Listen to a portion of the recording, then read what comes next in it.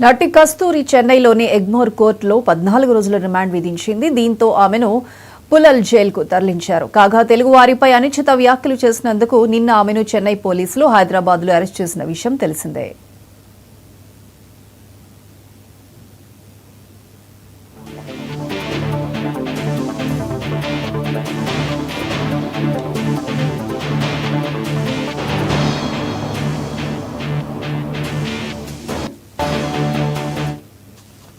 నటి కస్తూరి చెన్నైలోని ఎగ్మోర్ కోర్టు 14 రోజుల రిమాండ్ విధించింది. దీంతో ఆమెను పులల్ జైలుకు తరలించారు. కాగా తెలుగు వారిపై అనుచిత వ్యాఖ్యలు చేసినందుకు నిన్న ఆమెను చెన్నై పోలీసులు హైదరాబాద్లో అరెస్ట్ చేసిన విషయం తెలిసిందే.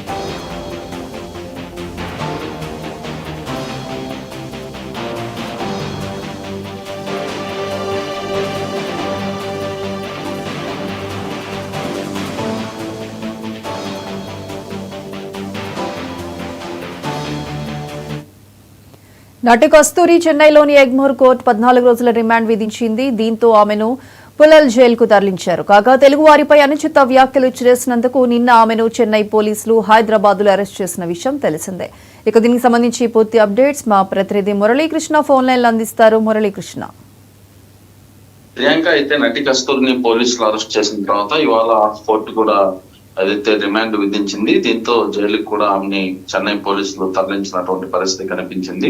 ఏదైతే తమిళనాడు వ్యాప్తంగా కూడా ఒక్కసారిగా తమిళనాడులో ఉంటూ ఏదైతే తెలుగు ప్రజలు దాదాపు 300 ఏళ్ల క్రితం తమిళ రాజుల భార్యలకు సేవలు చేయడానికి ఇక్కడికి వచ్చారని, కానీ ఇప్పుడు ఈ తెలుగు వాళ్ళే తమిళ వాళ్ళ మేము చెప్పుకుంటూ చలామణి అవుతున్నారని చెప్పి కస్తూరి చేసినటువంటి వ్యాఖ్యలు పెను దుమారమే రేపినటువంటి విషయం తెలిసిందే. అటు తమిళనాడులో ఉన్నటువంటి తెలుగు ప్రజలతో పాటు తెలుగు రాష్ట్రాల్లోని ప్రజలు కూడా కస్తూరి వ్యాఖ్యల పైన తీవ్రమైనటువంటి నిరసన వ్యక్తం చేసినటువంటి పరిస్థితి కనిపించింది. ఈ నేపథ్యంలో తమిళనాడు వ్యాప్తంగా అనేక ప్రాంతాల్లో కూడా నటి కస్తూరి పైన కేసులు నమోదైనటువంటి పరిస్థితి కనిపించింది. దీంతో ఒక్కసారిగా కూడా కస్తూరి పరారీలోకి వెళ్ళింది. ఏదైతే తమిళ తెలుగు సినిమాల్లో నటిగా గుర్తింపు పొందినటువంటి కస్తూరి శంకర్ నవంబర్ 3వ తేదీన చెన్నైలో జరిగినటువంటి ఒక కార్యక్రమంలో మాట్లాడుతూ ఇలాంటి వ్యాఖ్యలు కూడా చేసినటువంటి పరిస్థితి కనిపించింది. ఈ కేసుల్లో తనకు ముందస్తు బెయిల్ ఇవ్వాలంటూ కస్తూరి మదురై కోర్టును ఆశ్రయించారు. అయితే న్యాయస్థానం ఈ పిటిషన్ ను తిరస్కరించడంతో ఆ తర్వాత ఆమె చెన్నై నుంచి పరారీలో ఉన్నట్లుగా తెలిసింది. తెలుగు రాష్ట్రాల్లో ఆశ్రయం పొందుతున్నట్లుగా సమాచారం అందుకున్నటువంటి తమిళనాడు పోలీసులు వివిధ ప్రాంతాల్లో కూడా గాలించారు. చివరిగా హైదరాబాద్ శివార్లోని పుష్పాలగూడలో ఓ సినీ నిర్మాత ఇంట్లో ఉన్నట్లు గుర్తించినటువంటి ఎగ్మూరు పోలీసుల బృందం నిన్న మధ్యాహ్నం కస్తూరిని కూడా అరెస్ట్ చేసి న్యాయస్థానం అనుమతితో చెన్నైకి కూడా తరలించారు. చెన్నైకి తరలించిన తర్వాత అక్కడ కోర్టులో హాజరుపరచగా అక్కడ న్యాయమూర్తి కూడా 14 రోజుల పాటు రిమాండ్ విధిస్తూ తీర్పు ఇవ్వడంతో ప్రస్తుతం ఆమెనైతే జైలుకి తరలించారు. ఈ విషయం పైన మరోసారి బెయిల్ కోసం కూడా అప్లై చేసుకునే అవకాశం ఉన్నట్లుగా కస్తూరికి సంబంధించినటువంటి వర్గాలు చెప్తున్నాయి.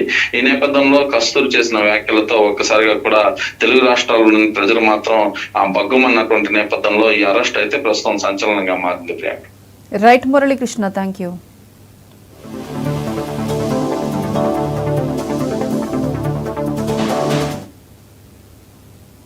సీఎం చంద్రబాబు